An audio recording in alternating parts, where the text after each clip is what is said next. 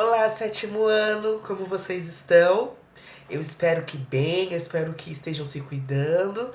Estou com saudades, não vejo a hora da gente se reencontrar, mas enquanto isso não é possível, a gente vai estudando música aqui pelo portal, tá bom? Semana passada a gente começou a estudar música na pré-história, né? E é algo que, como eu falei, pelo menos comigo, mexe com a minha imaginação, porque eu fico tentando imaginar como era o mundo antes de tudo isso acontecer, de tudo isso existir. E eu penso que devia ser algo que eu mal que eu minha imaginação não consegue chegar no que era. Mas a gente tenta, né? E pensando através de muitos estudos, de muitas áreas da pré-história, compreender um pouco de como talvez era a música naquela época. A gente está falando de uma época que não existia registro, não havia livros, tudo estava sendo explorado, conhecido a partir do nada, ou a partir de muito pouco do que se tinha conhecimento. Então a exploração era quem norteava, quem direcionava as pessoas. E nisso a música começou veio existir naturalmente e veio ser explorada. E ela provavelmente se dividiu em duas, na música, no canto e na música instrumental. No canto, ela deve ter sido explorada naturalmente, provavelmente a partir da fala. Não sei se vocês já repararam, mas até hoje, quando a gente fala, há uma melodia em como a gente usa a nossa voz. Ninguém fala de uma mesma forma durante toda a vida e durante muito tempo, isso seria muito difícil. Falar assim como eu falei agora é impossível, porque a gente coloca emoção, a gente tem a nossa comunicação quando a gente fala com o outro. Então, se eu tô animado, entusiasmado, de repente eu vou falar de um jeito. Se eu tô brava e quero falar algo usando essa minha emoção, eu vou colocar a voz de um outro jeito. E sempre quando eu falar, a comunicação, a forma de me expressar, ela vai determinar muito como a minha fala vai sair. E nisso, naturalmente surgem pequenas melodias, porque eu vou usando a minha voz conforme a emoção, conforme a comunicação. E isso também devia acontecer na pré-história. A partir desse fato, eles provavelmente foram desenvolvendo o canto. Por exemplo, no Brasil, pensando no sotaque. Se você pensa no sotaque do sul, é um. Lá no Nordeste é outro. Do Sudeste, a gente nem tem um sotaque do Sudeste. Em São Paulo é um, no Rio é outro, em Minas é outro, no Espírito Santo é outro.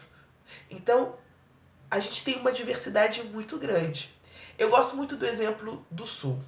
Quando eles vão tomar leite quente, a gente fala leite quente. Aqui eu já coloquei uma melodia. Leite quente. Então, naturalmente já tem. Mas eu acho muito bonitinho o sotaque do sul quando eles vão falar leite quente, porque eles falam algo parecido com leite quente. Olha quanta melodia aqui e eu nem sou do sul.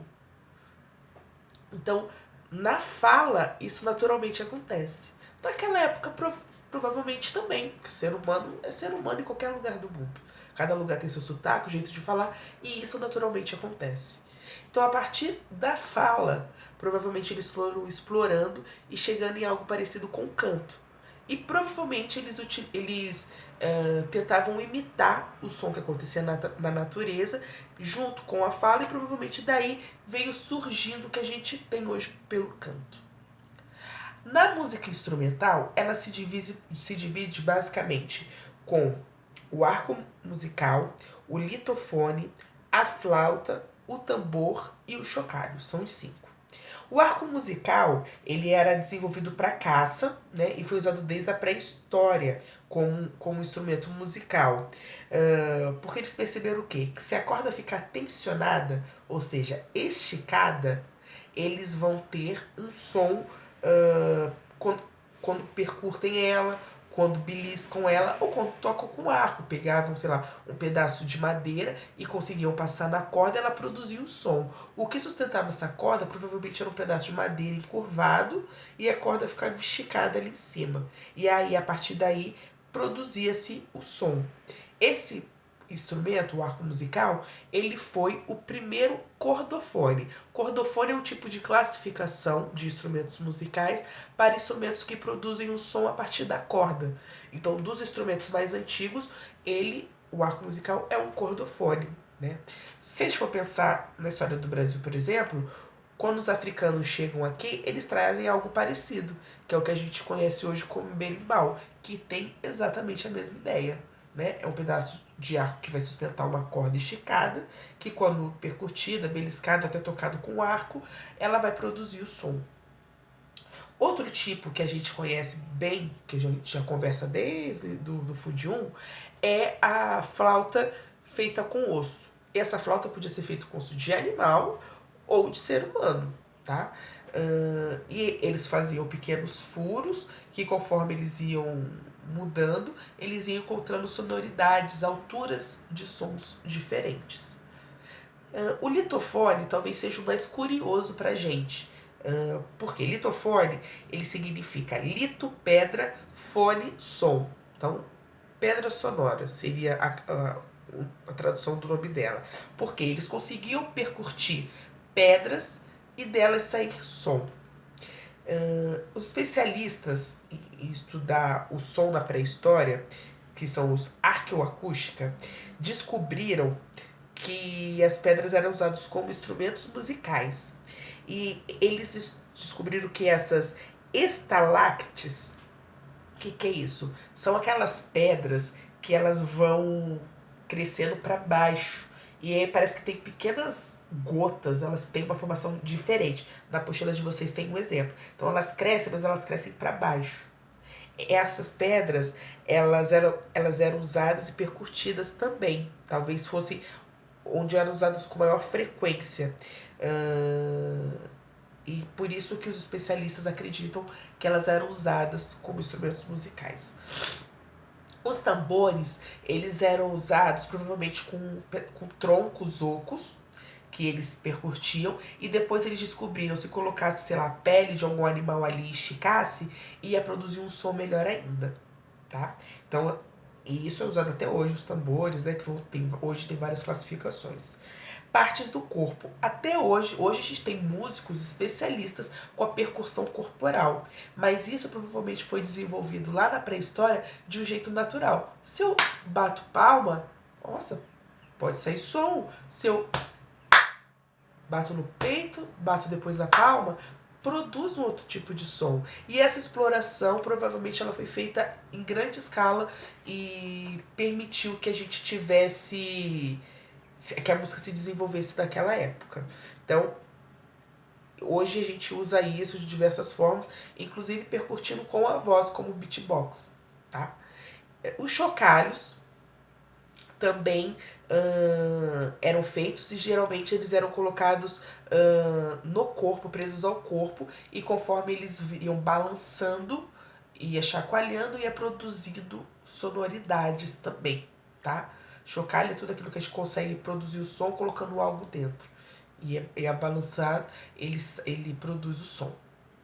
Enfim, vocês perceberam que a gente não tem uma variedade de instrumentos como se tem hoje, mas muito do que se tem hoje veio de instrumentos que foram descobertos e explorados, formas de exploração sonora feitos desde a pré-história.